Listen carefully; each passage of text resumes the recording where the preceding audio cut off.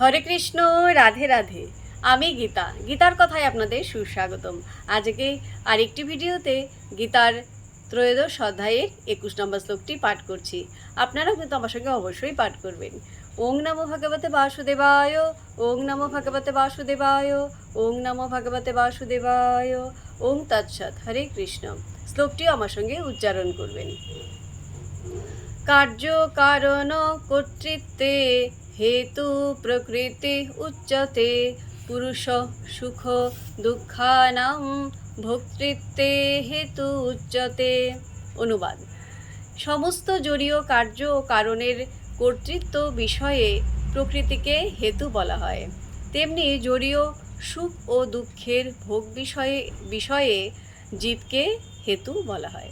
তো ভক্তগণ, এমনি করে প্রতিদিন একটি করে গীতা শ্লোক পাঠ করুন আর এই দুর্লভ মানব জন্মকে ধন্য করুন। আর আমাকে কমেন্ট করেছেন বিশ্বনাথ দে। রাধে রাধে, আপনাকেও রাধে রাধে। হরি বল।